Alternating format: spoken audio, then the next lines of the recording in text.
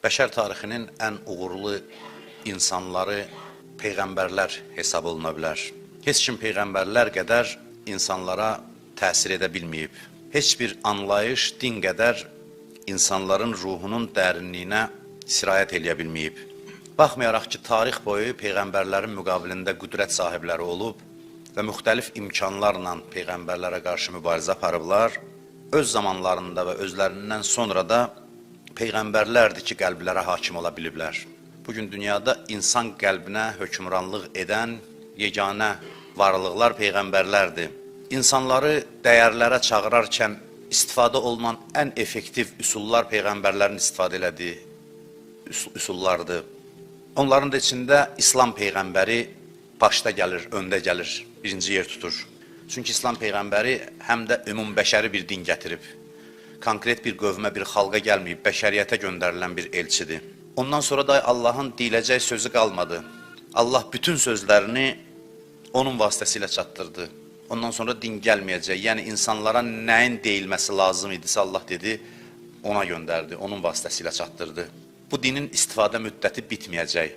Həmişə hakimdir. İnsanlar var olduqca, dünya durduqca, İslam da aktuallığını, legitimliyini itirməyəcək. Peyğəmbərlər adətən möcüzə göstərir və İslam peyğəmbəri də öz peyğəmbərliyini sübut eləmək üçün möcüzələr göstərib. Amma onun dini möcüzə mərkəzli din deyil.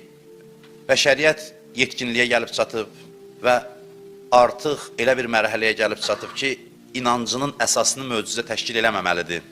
Möcüzə bir müqəddimədir. Peyğəmbərlər öz haqlığını möcüzə vasitəsilə sübut eləyir. Cəmaatı hazırlayır ki, mən haqqam, sözümü eşidin. Əsas məsələ peyğəmbərlərin eşidilməsidir. Sözlərinin qulaqlara çatmasıdır. Din möcüzə mərkəzdə olsa, Allah gərək hər gün bir möcüzə göstərsin. Çünki bugünün adamı deyəcək, mən o möcüzələri görməmişdim. İndi istəyirəm möcüzə görüm. Amma Allah möcüzəyə yox, sözə diqqət çəkir. Sözə diqqət yönəldir.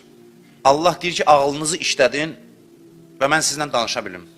Ağlınızı işlədin ki, söz eşidə biləsiniz, başa düşə biləsiniz. Allah bizi diqqətə dəvət edir. Deyir, mən danışım, siz qulaq asın və düşünün. Fikirləşin.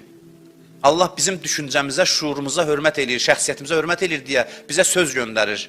Bizimlə danışmaq şərəfinə bizi nail edir. Allah deyir, mən səni yaratmışam, sənə ayırt etmək gücü vermişəm. Sən haqqı batildən ayırt eləyə bilərsən. Sən layiqsən ki, mən danışım, sən eşidəsən və düşünəsən və seçəsən. Bu ləyaqət sənin insanda var. وَمَنْ شَاءَ فَلْيُؤْمِنْ وَمَنْ شَاءَ فَلْيَكْفُرْ Kim istəsə iman gətirsin, kim istəsə iman gətirməsin. Özünüz seçim eləyin. İxtiyar sizin əlinizdədir. Özün qərar ver. Allah söz danışır, istəyir ki, insanlar könüllü olaraq bu sözü dinləsinlər. Başqaları səs-küy salır ki, Allahın sözü qulaqlara çatmasın. Allah da deyir ki, o səsləri sən batır və mənə qulaq as. Gör nə deyirəm. Səni nə zorla cənnətə aparacam, nə zorla cəhənnəmə aparacam. Sən özün qərar verməlisən və məsuliyyətini özün daşımalısan. Bəs deyir ki, Allah necə seçim verir insana ki? Deyir ki, Allah deyir ki, özün seç, azad şəkildə, şuurlu seçim elə, ya düz yolda ol, ya səhv yolda. Bəziləri buna irad tutur, deyir, bəs necə olur? Allah təhdid eləyir. Bu necə azad seçim oldu ki, deyir ki, gəl dinə, özün seç, amma gəlməsən səni cəhənnəmə aparacam. Deyir, bunun harası azad oldu. Amma insan düşünsə başa düşər ki, Allahın cəhənnəm haqda danışması, cənnət haqda danışması təhdid və belə deyək, əsarət deyil. Allah təhdid eləmir, xəbər verir. Xəbər verir. Məsələn, bizə biri deyir ki, filan yerə getmək istəyirsən, bu yolla get, filan yerdə ehtiyatlı ol, döngə var, sərt döngədir, sola dönəcəksən, sonra sağa dönəcəksən. Birdən dönməsən sola, sağa dönsən, uçuruma düşəcəksən. Xəbər verir bizə. Deyir, seçim özün elə. Allah da cəhənnəm haqqında bizə xəbər verir. Deyir ki, bu seçimin nəticəsi cəhənnəmdir. Səhv seçimin. Burada təhdid var.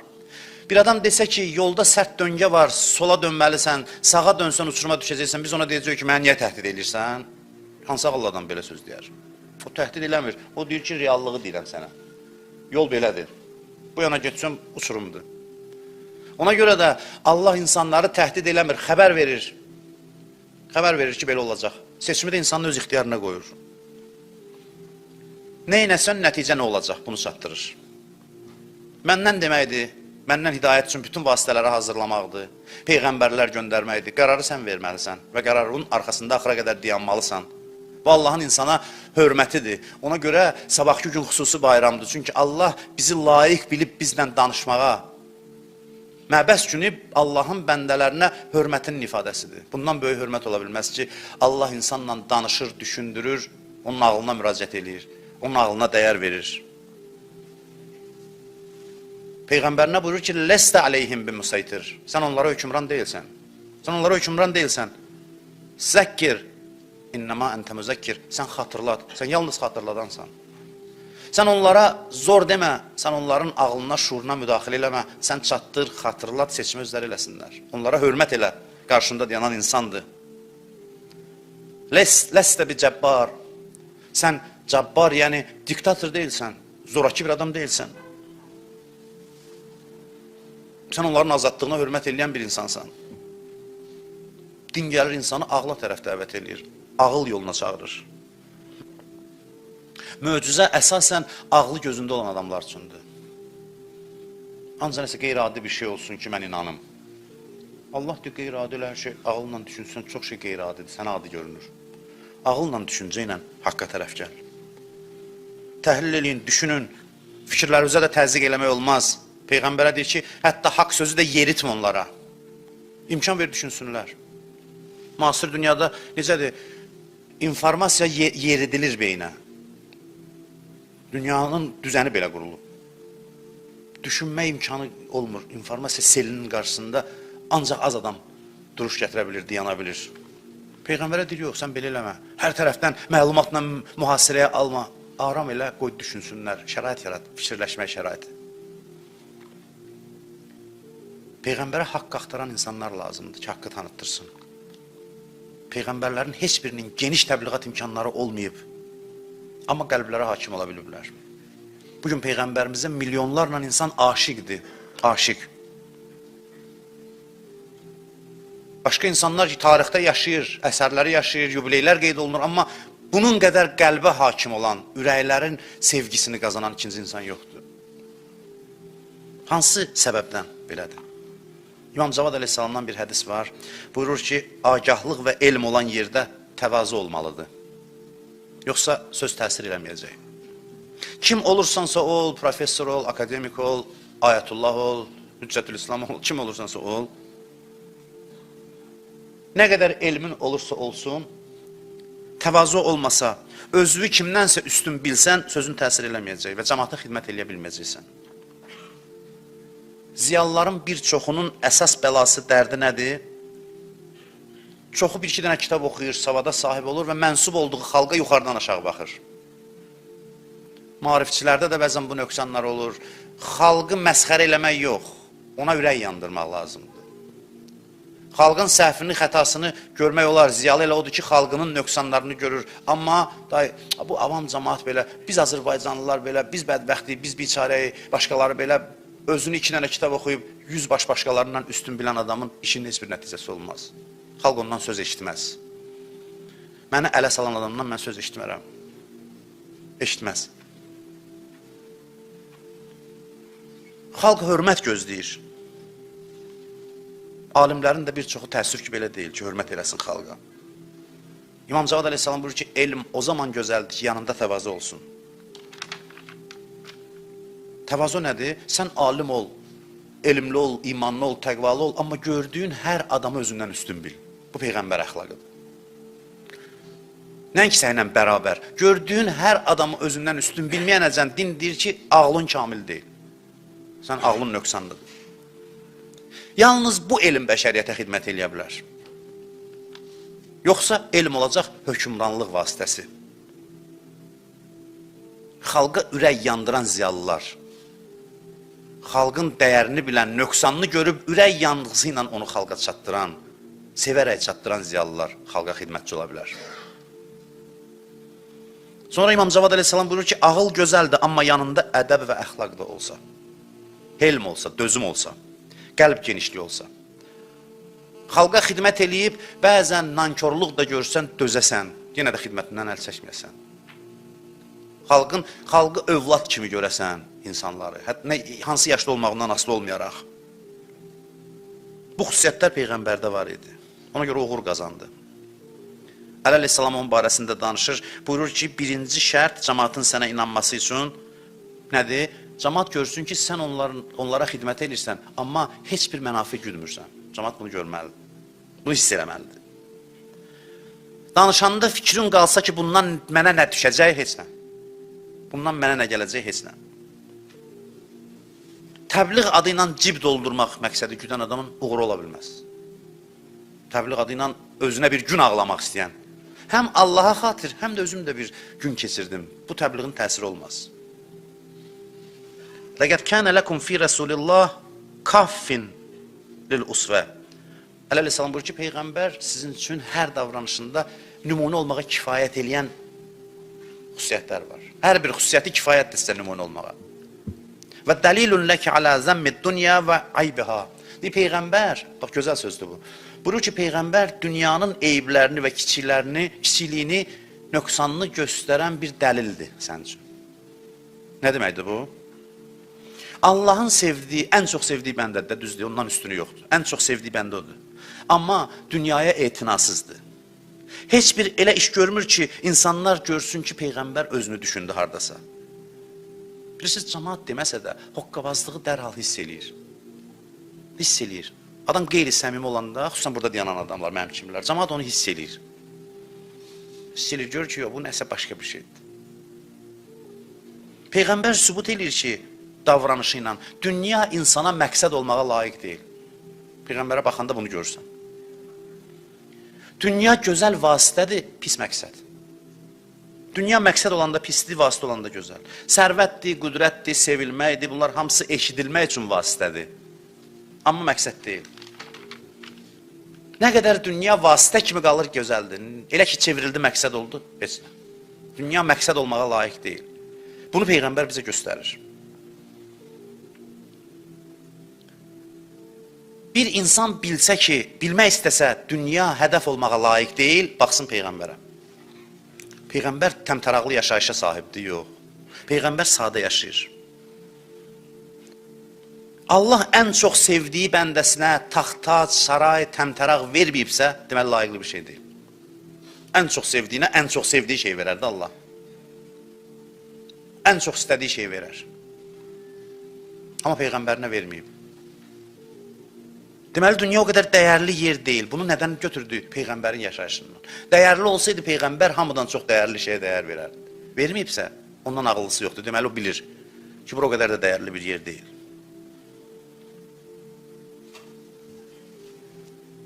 Allahın ən sevimli bəndəsi ən sadə yaşayan idisə, deməli, dünya könül bağlanması yer deyil. Aydındır, buna əleyhissalam çatdırır.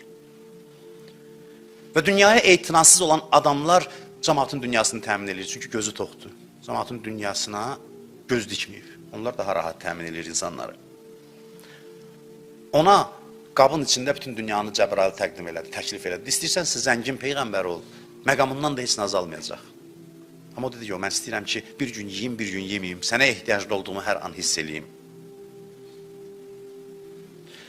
Cəmaatın içində yaşayırdı, hamıdan çox əziyyəti o çəkirdi. Dünyadan üz çevirmişdi. O mənada yox ki, Peyğəmbər tərki dünya idi. Qətiyyən, Peyğəmbər bütün hadisələrin mərkəzində idi. Fəal mövqeyi olan bir şəxs idi. Dünyanı abad eləmək üçün çalışırdı, amma dünyada gözü yox idi. Bunu dəfələrlə demişik. Dünyada gözün olmasın, onu abad elə. Onda görəcəksən, həyat başqa cür gözəl olur, cərəyan eləyir. Ondan sonra əleyhissalam buyurur ki, Peyğəmbərə yaxın olanlar onun kimi yaşayanlardır. Peyğəmbər özü üçün heç nə istəmir, nə istəyir, cəmaat üçün istəyir. Peyğəmbər şan şöhrətdən, cah-calaldan uzaqdır və sevilməyə deyir, belə insanlar layiqdir. Sevmək istəyirsənsə kimisə, bax gör, dünyaya rəğbətsiz adamları sev, sevilməyə bunlar layiqdir. O sənin sevgindən sui-istifadə eləməyəcək. Sənin sevgini istismar eləməyəcək. Bütün Peyğəmbərlərin dilindən təsadüf deyil Quranda bu. Mə əsəlukum aleyhi min əcr. Sizdən heç bir mükafat istəmirik. Cəmaata deyirdilər. Cəmaat görürdü ki, düz deyirlər. Heç nə istəmirik. Biz dəvətimizin qarşılığını Allahdan istəyirik. Biz sizə təmənnasız xidmət eləyirik. Bir dənə İslam Peyğəmbərdir ki, Qul la əsəlukum aleyhi əcrən illəl məvəddətə fil qurba.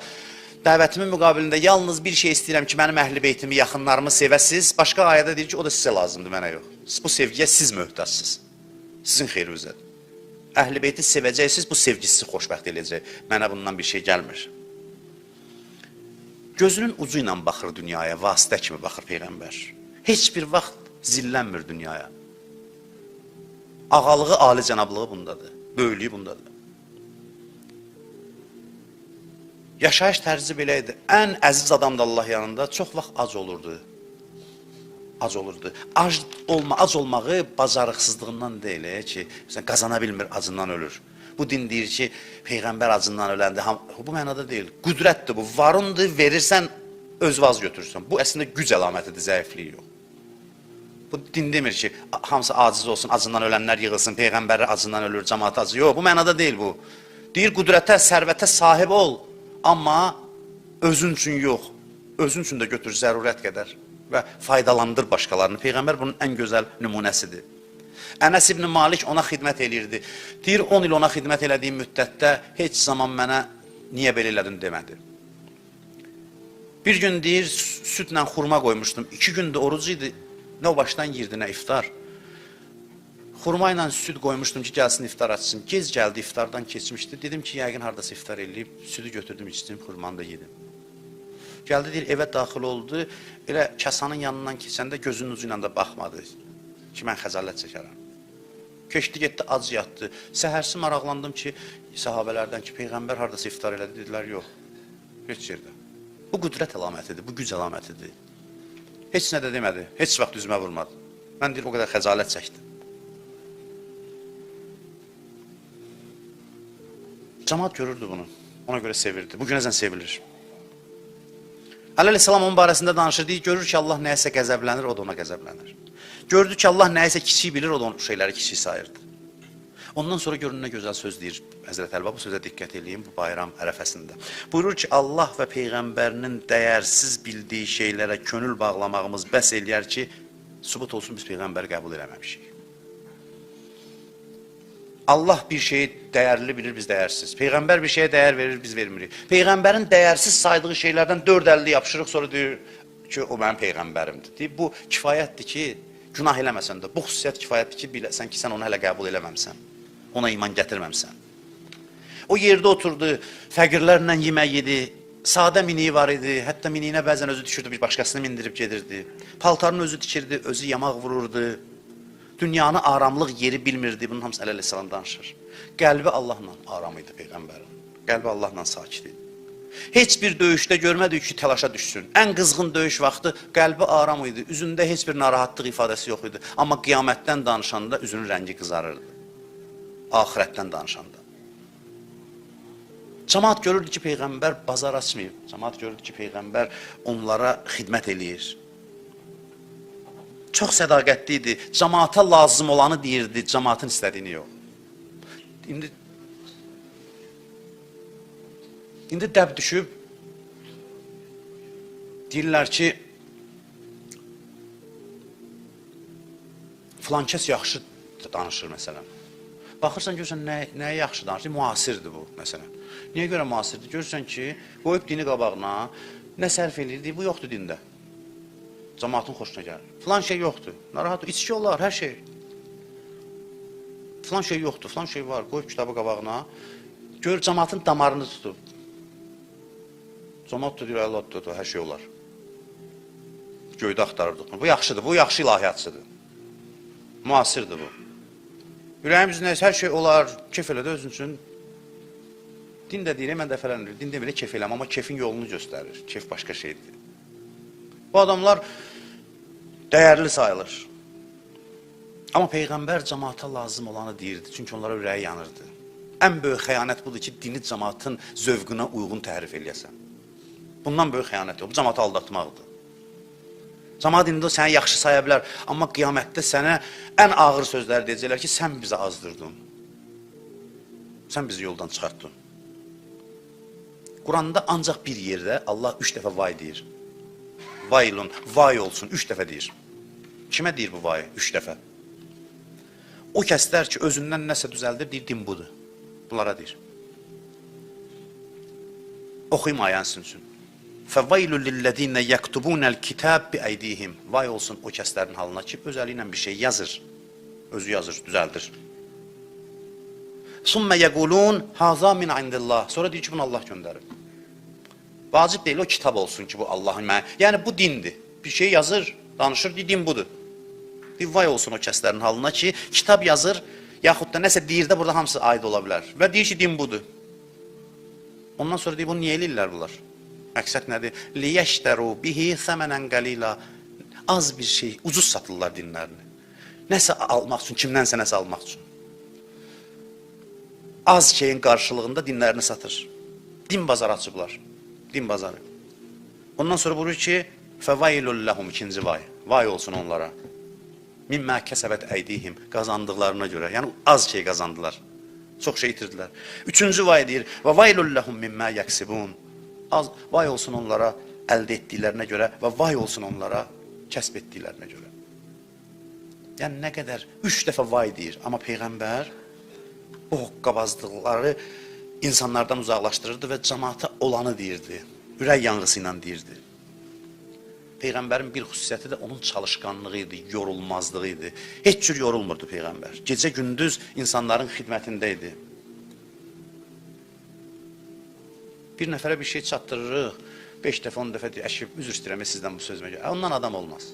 Peyğəmbər nə edirdi? Peyğəmbər danışırdı müşriklərin içində, onlar iman gətirmirdi. Peyğəmbər deyirdi ki, nöqsan məndədir, mən yəqin yaxşı çatdırmadım, nəfəsim pak deyil, təsirli deyil. Gedirdi gecələri daha çox ibadət edirdi ki, sözü daha çox təsir eləsin. Allah deyirdi, Taha ma anzəlna aleykəl Qur'an li təşqa. Peyğəmbər bu Qur'anı sənə əziyyət çəkəsən deyə nazil eləmədi, öz vəziyyətə salasan deyə nazil eləmədi.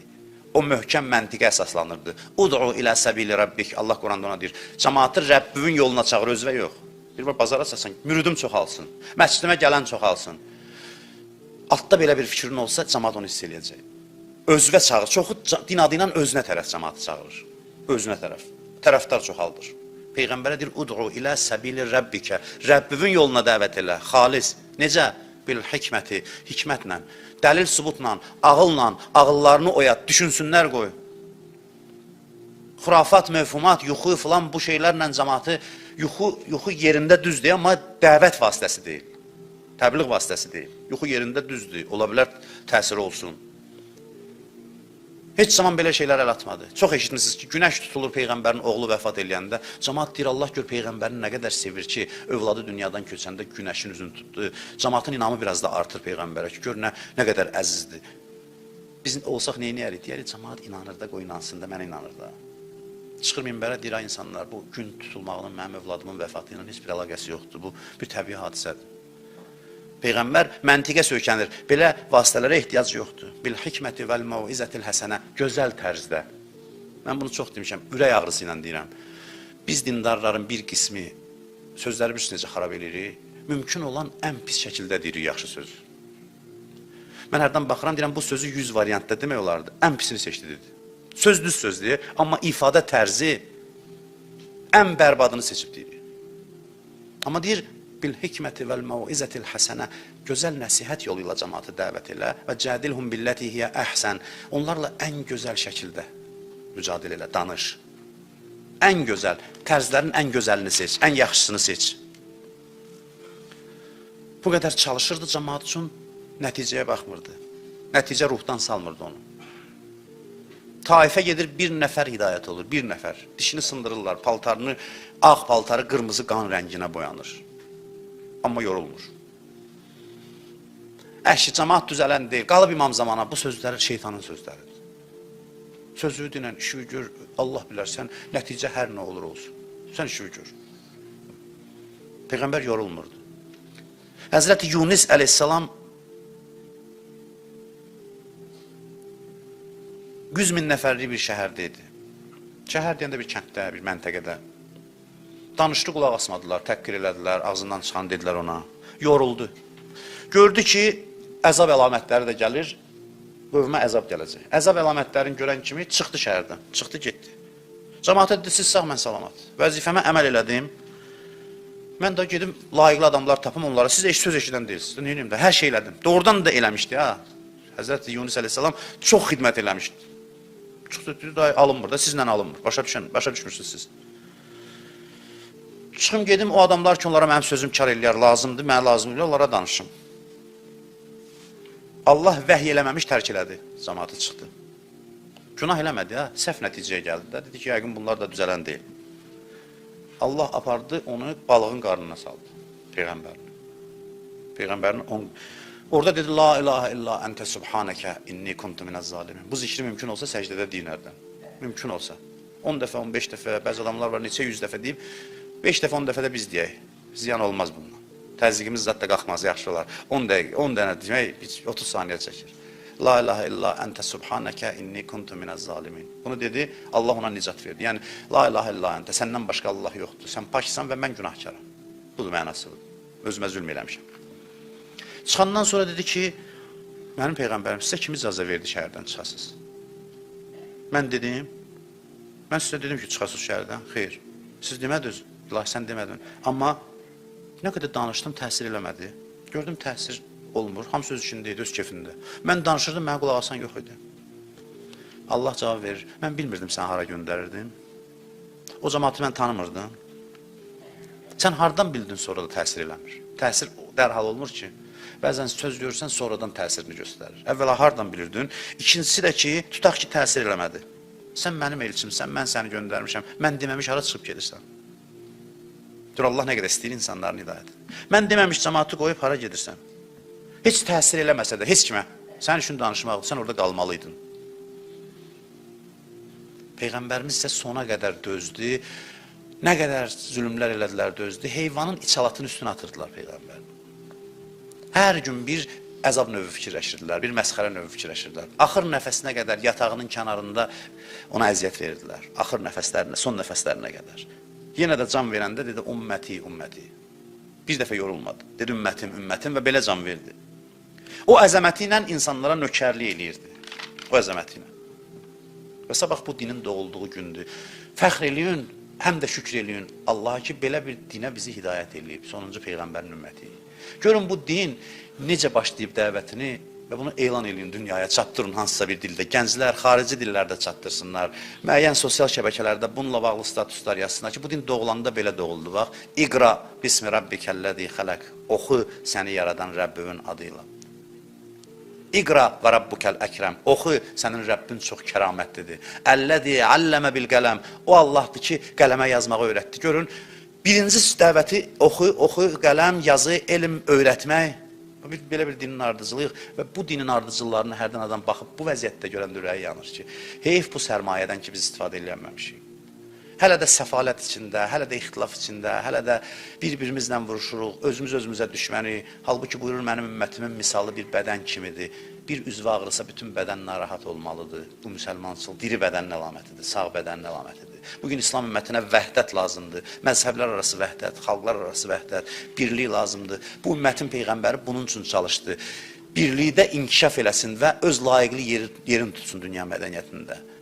Oxu kəlməsi ilə doğulan mədəniyyət bu vəziyyətdə olmamalıdır. Deməli, nöqsan bizim müsəlmançılığımızdadır, bizim dinə yanaşmağımızdadır. Allahdan bu bayram günündə istəyirəm ki, Allah bizi həqiqi İslam yoluna, İslam dininə, Peyğəmbərin dəvət elədiyi dinə hidayət eləsin inşallah. Allah bizi Peyğəmbərimizin ümmətindən həqiqi mənada qərar versin inşallah. Əuzu billahi minəşşeytanirracim.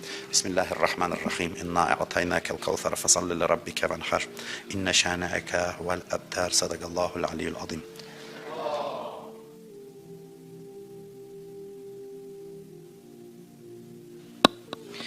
Olunan xütbənin qəlblərimizdə təsirli olmasına, dünya və axirət, Quran və əhl-i beytdən kənar düşməməyimizə, müsəlman kimi yaşayıb dünyadan müsəlman kimi köçməyimizə, İmam Zaman ağanın salamatçılığına, zuhurunun təzilinə salavat deyək. Allahümmə salli ala Muhammed və ali Muhammed. Bismillahirrahmanirrahim. Elhamdülillah Rabbil alemin. Vessalatu vesselamu ala Resulillahil emin. Habibi ilahina ve tabibi nüfusina Ebu'l Qasimil Mustafa Muhammed.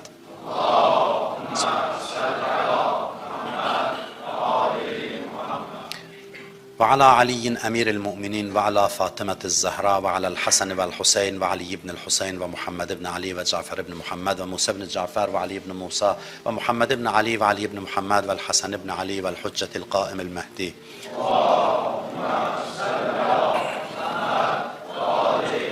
Allahümme salli ala cemi'al enbiya vel mursalin ve şuhada ve siddiqin. Allahümme gfir lil mu'minin vel mu'minat vel muslimin vel muslimat el ahya'i minhum vel envat.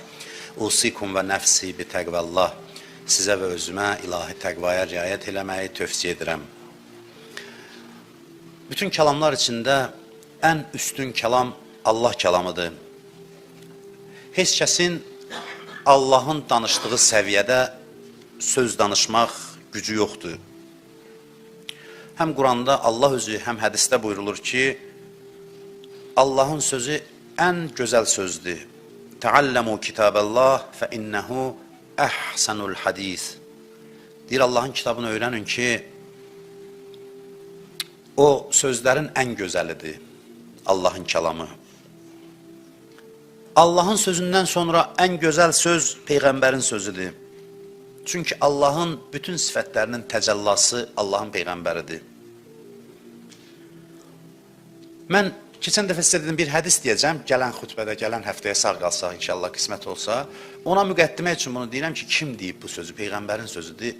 Bütün bu söhbətlər neçə vaxtdır, o bir hədisə müqəddimədir. Peyğəmbər danışdığı sözləri təkcə minbərdə danışmayıb.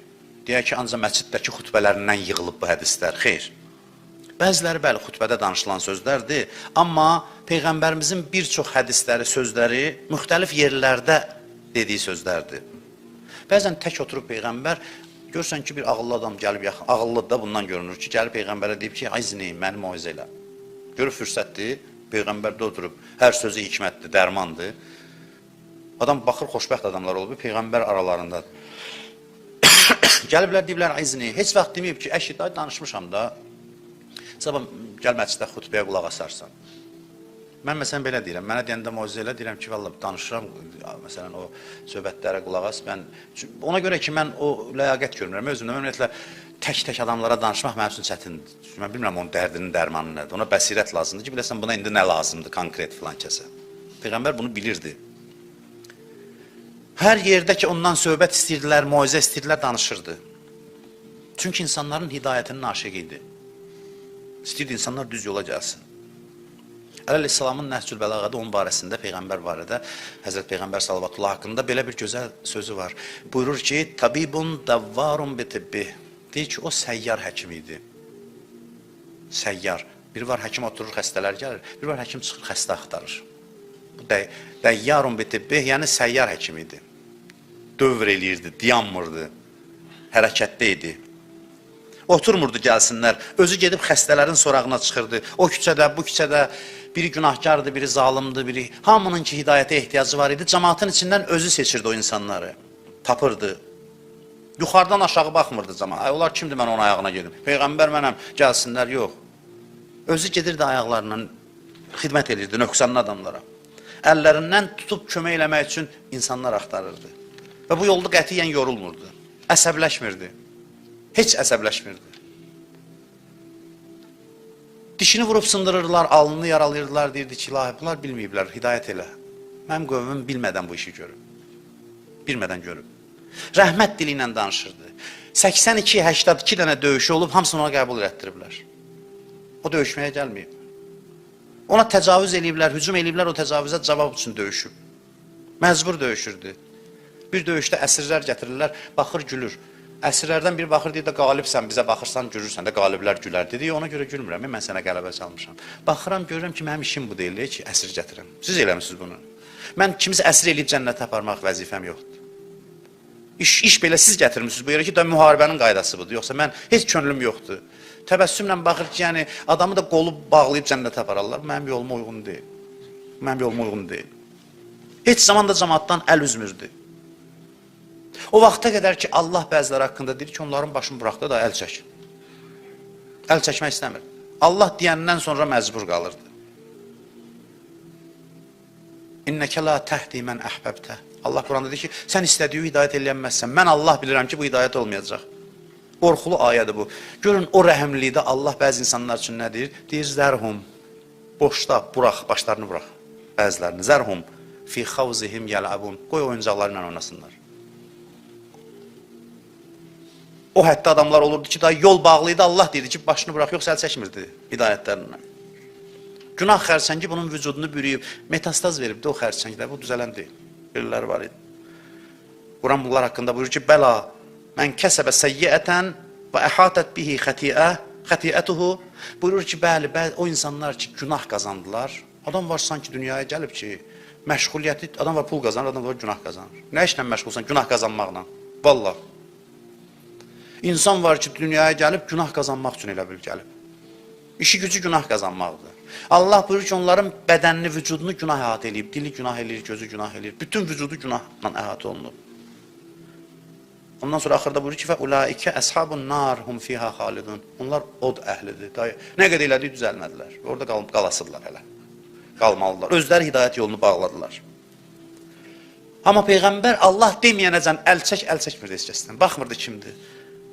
O qədər dərd çəkirdi, bir günahkar görəndə ürəyinə salırdı ki, Allah, buna necə eləyim? Hər tək günahkara. Allah Quranda heç kəs haqqında bu sözü deməyib. Ona deyib ki, لَعَلَّكَ بَاخِعُ نَفْسَكَ. Az qalırsan özü öldürəsən bunlar üçün. Az qalırsan özü ölmə verəsən. Düşürdü dalları can. Həkimlər adətən oturur, xəstələr gəlir. Bu elə deyildi. Peyğəmbər, hamısı belə idi Peyğəmbərlər. Hamısı. Ən başında da İslam Peyğəmbərdir yandır. Nuh Peyğəmbərə Nuh deyilməsinin səbəbləri, Nohə sözü eşitmişik də Nohə. Nohədən də deyirlər Nuh sözü. Yəni, o qədər özü öz halına ağladı ki, nalə elədi ki, ağlatdılar, gözünün yaşını axıdırdı insanlar üçün. Ki, Nuh deyildi ona. Axırda da nə qədər sonra da bütün yollar bağlananda gördü ki, onlar əzaba layiqlər, əlini doya qaldırdı ki, lahiblər da düzəlmədi. Allah bəla göndərdi, məhv elədi. Bunu sizə keçmişdə danışmışam. Sonra Həzrəti Nuh kuzə düzəldib satırdı. Gildən kuzələr düzəldib satırdı. Peyğəmbər. Kuzə satır, bir nəfər gəldi, dedi, kuzələri neçə satırsan filan kimi. Pulunu verdi, aldı. Aldı, başladı bunun gözünün qabağında sındırmağa kuzələri. Nuh dedi, sındırma, özüm öz əlimlə düzəltdim. Sənə nə var? Pulunu verib almışam, mənimdir sındırır. Bilirəm, sənində, amma əziyyətim mən, hamısını özüm düzəltmişəm. Kuzə alan dedi ki, mən Cəbrailam gəlmişəm. Allah deyir ki, görsən kuzələr və heyfin gəlir. Bəs bəndələrimə niyə bəddua elədin ki, onlar əzaba düşər? Onları da mən yaratmışdım. Yəni Allah deyir ki, hələ bəlkə yeri var idi, məsəl üçün. Düzdür, sən donla, onlar haqq eləmişlər, amma sən də özümün də bəlkə biraz 950 il deyir təbliğ eləyib, təsəvvür edirsiniz. Belə bir Allahla, belə bir peyğəmbərlərlə qarşı-qarşıyayıq və biz özümüzü onlara aid bilirik, amma bizim tutumumuza bax. Nə tez hösələdən çıxırıq, nə tez narahat oluruq, cəmaatdan bezirik. Peyğəmbərlər olub, mən oxumuşam, görmüşəm, alimlər var, məclisdə təsdiqləyərlər. Görürsən ki, çıxardıb cəmaat şəhərdən, əlini qolunu bağlayıb quyunun içine atıblar. Deyir, ürəkləri soymayıb, əllərində nə qədər daş, kəsək var, atıblar ki, sümüyünü qırsınlar, məhv eləsinlər Peyğəmbər. O şəkildə, deyir, onlar daş atdıqca Peyğəmbər quyunun dibində onların hidayətinin üçün dua eləyirmiş. Peyğəmbərlər bu qəlbin sahibi olub. Peyğəmbər görür ki, Allah cəmaatın hidayətini istəyir, bu da istəyir. Biz gözləyirik ki, mən hələ məsələn danışan adamam, mənə bir yerə çağırsınlar, gedim danışım orada. Amma onlar gözləməyib. Onlar özləri gedib ki, haradasa birdən lazım olaram. Gedim, dəvət edeyim insanları. Həzrəti İsa 30 neçə il yaşadı da cəmaatın içində. Gənc idi, evlənməmişdi. Evlənməməyin də hikməti var. Həzrəti İsa aleyhissalam. Gözəl qiyafəsi var idi. Bir pozğun qadının evindən çıxır İsa aleyhissalam. Pozğunluqda məhşur qadın. Hamı görür ki, bu pozğundur da bu. Üzr istəyirəm, zinakar qadındır. Çıxır onun evindən. Bir nəfər gördü. Vay o gündən axı biz birini görək. Biz də beləyik də, çoxumuz beləyik. Dərhal xəbərim var, nə görmüşəm, başlayırıq danışmağa. Xoşlayırıq batil sözü yaymağı, əsassız sözü. Xoşlayırıq. Xoşlayırıq ki, yapışdıraq birinə ki, məsələn, bunun üçün eləyir filan, hər şeyi hazırlayıb, sonra hazır məhsulu cəmaata çatdırır. O da doğrudan, o da bunun qulağına deyir. O da onun, indi də qulağa deməyə ehtiyac yoxdur. Bir dənə status yazırsan, oxuyur. Elə bilirsən, belə də keçirsən üçün, amma yox. Onların hamısının hesab kitabı var. Hamısının. Gəldiyim fikrində, yaydığım fikrində. Xoşlayırıq adamları xar eləyək. Çox azdır o adamlar ki, başqalarının şad gününə sevinsin. Başqalarının xoş gününə sevinsin. Heç olub ki, birinin yaxşı evinin yanından keçirsən, deyəsən, şükür sənə Allah, ona tanımırsan, kimdir? Onun əvəzindən sən şükür eləyəsən. Heç pək özü şükür eləmir, sən şükür eləyəsən. Biz nə deyirik? Deyirik, haram olsun, kiminsə boğazından kəsib qazan. Niyə deyirsən? Harada görmüsən? Yəqinin var heç. Bəzi adam var, yəqinin var ki, da bilirsən ki, talançılıqla. Amma hər adama bu iddiamı demək, cəmaatın xoş gününə sevinəsən, şad olasan, bədbin olmayaq cəmaat. barəsində. Gördüyün adamları üstün biləsən. Bir yerdə dedim mən, ənə sözü, mən sözü şeytandandır. Şeytanı həlak eləyən nə dedi? Ənə xeyrun minhu, mən ondan üstünəm. Şeytan xasiyyətində olmayaq. Peyğəmbərlərin xasiyyətində olaq. Özümə birinci aid edirəm. Bunlar mənə deyilən sözlərdir və sizə də əgər aiddirsə özünüz bilin, aid deyilsə lap yaxşı. Əgər burada hamı məsumdursa çox gözəl, mənim işim də asan olar onda. Özüm barədə deyiblər, bədbin ol, başqalarının barəsində xoş bil, başqalarının barəsində xoş gümanda ol. Sözün qısası gördü İsa aleyhissalam oradan çıxır, bildi ki, aha bu hazırlaşıb geçsin. Həzrət İsa onu çağırdı, dedi ki, bura. Gördün ki, İsa pozğun qadının evindən çıxır, mənfi fikrə gəlməyə tələsmə. Mən həkiməm, o xəstədir. Xəstələr iki cürdür. Bəziləri anlayır ki, xəstədir, durur gedir həkimə. Bəziləri başa düşmür, xəstədir. Xəstəliyi onu öldürəcək, amma öz kefindədir, bilmir, ağrını hiss eləmir. Bəzi xəstəlik var, gizli inkişaf edir. Bu qadın deyir, onlardan idi ki, xəstə idi, xəstəliyin bilmirdi. Mən gəldim və bil ki, nə olsun sən Peyğəmbərsən, sözünün dəlili nədir? Dəlil olmalıdır. Sən bil ki, bundan sonra bu qadın da günah eləməyəcək. Bundan biləcəksən. O günahı görməyəcəksən bu qadından. Allah onun əlindən tutdu. Mən gəldim, Allah da bağışladı. Qüdrəti var, bəli, hamını bağışlamağa qüdrəti var. Heç kəs haqqında bədbin olma. Elə bir adam yoxdur ki, deyəsən ki, bu batdı. Allah deyir, mənim işimə qarışmayın. Ya ibadiyəllədinə əsrəfu alə ənfusihim, ey günahla özünə zülm eləyən bəndələrim, la təqnətu min rəhmətillah, Allahın rəhmətindən ümidsiz olmayın və bu ayəni yadda saxlayın. İnnəllaha yəğfiruz zunubə cəmi'a. Allah bütün günahları bağışlayır. İstisna qoymayıb. Gücü çatır bağışlamaq. Və Peyğəmbərlərin vəzifəsi Allahla barışdırmaqdır bəndələri. Bizim də vəzifəmiz budur. Dünən bir məclisdə danışdım, istəyirəm, elə mövzu uyğundur, mən bura üçün hazırlayırdım, elə gəldi, orada da danışdım. Bir alim haqqında başqa bir alim danışır. Mən elə də xütbəyə hazırlaşanda çıxdı qabağıma, dedim sizin də nəzərinizə çatdırın bunu və sözümü tamamlayın. Bir alim idi, bir balaca məsələn bu boyda məscidi var idi, məsələn bu boyda. Evi də elə məscidin yanında idi, evinin həyətində idi məscid. Bu ruhani o alimdən danışır ki, mən onun məclislərinə gedirdim, əsasən cümə günləri səhərlər nüdbə duası təşkil edirdi. Cümələr səhər. Gedirdim, baxırdım, tək-tək adamları sevgi ilə cəzb eləmişdi, hamısını sevgi ilə. Məhəbbət mədəni idi, eşq saçırdı, mehribanlıq saçırdı. Duaya 5-10 dəqiqə qalmış, görürdü filan kəs gəlməyib, adamları tək-tək tanıyırdı. Tez zəng gelirdi ki, dua başlayır, gəlməmisən, yəqin nəsə problemim var. Mənə lazımamsa xütbədən, duadan sonra gəlim sənin dərdi və dərman eləyə bilərəmsə, gücüm çatarsa kömək eləyim. Deyim, məclis başlayandan pərvanə kimi cəmaatın başına dolanırdı. Səhər yeməyi verirdi, o bitənə qədər cəmaatın xidmətində idi. Bu ruhani deyir, onun məclisində bir dənə günahkarı gördüm. Məhəllədə günahla ad çıxartmış adamdır, vurub sökən dağdan, nə bilim belə, hər cür günah eləyən. Gördüm, dedim, necə oldu sən bunun məclisinə gəldin? Deyir, qoy danışım sənə necə oldu.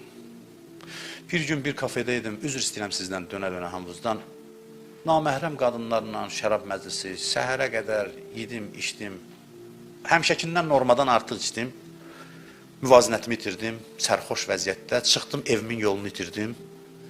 Divara dəyə, gəldim, üzr istəyirəm, bağışlayın, mən bunu danışıram. Gəldim, deyir, hətta qaytardım, uzandım, deyir, haçan özümdən getmişəm, küçədə uzanıb yatmışam. Bunun məscidinin küçəsinə gəlib düşmüşəm. Deyir, uzanmışam, birdən deyir, o səhərin küləyi dəydi mənə, ayıldım, özümə gəldim, baxdım, gördüm ki, bu ruhani oturub yerdə, başımı alıb dizinin üstünə. Başımı sığallayır, deyir, sənə qurban olum, sənin başına dönüm. Dəqiqədə bir qurban olum, başına dönüm, nə olub sənə? Tanımır, məni, bilmir mən kiməm, yoldan keçənəm. Xəstəsən, xəstələnmisən, aparım həkimə səni. Deyir, nə xəstə? Arağın iyi bir 10 metrdən vurur, bilir o mən içkiliyəm, üzümə vurmur. Birdən evə istəyirsənsə, dedim, yox, evə bu vəziyyətdə istəmirəm, aparım səni evə. Deyir, dedim, yox, istəmirəm. Bəlkə azsan, dedim, hə, biraz yiyərdim. Deyir, gəl, aparım səni evə, məscidin həyətində olan evinə apardı. Deyib, mənə süt gətirdi, yemək gətirdi. Bəlkə neçə dəfə bağrına basıb öpür məni üzümdən, gözümdən. Elə deyir, sənə qurban olum, sən başına dönün. Baxın, görün, biz beləyik ya yox. Deyir, and olsun Allaha, yer aralansa xəcalətdən yerə girərəm ki, bu nə adamdır, bu necə adamdır? Ondan sonra deyir, dedim ki, deyəsən məclis var məsciddə, dedi, bəli. Dedi, amma sən məclisə yorğunsan, sən demir tez düşək duaya. Sən get, dincəl, otur. Gələn həftə ürəyin istəsə, keyfin istəsə, gələrsən, xidmətində olaram, qulluğunda olaram. Deyir, elə o qalan qaldımda, belə adam yanında qalarlar da. Belə neçə nəfər adam var cəmiyyətdə ki, Allahla cəmaatı barışdırsın. Cəmaat desin ki, bu belə adamdırsa, bunun Allahı gör necədir. Biz xət çəkməyə tələsirik. Hamıya xət çəkə-çəkə gedirik ki, bizdən yoxdur. Biz tapmışıq, cəmaat hamısı azğındır, yolu bağlıdır. Sözümü bitirirəm. Bu, Allahla barışmaq fürsətlərindən ən mühümlərindən biri bu gecədir. Bax, bu gecə, sabaha keçən, bu cümə gecəsindən şənbəyə keçən gecə. Bu gecə məbəs gecəsi olacaq.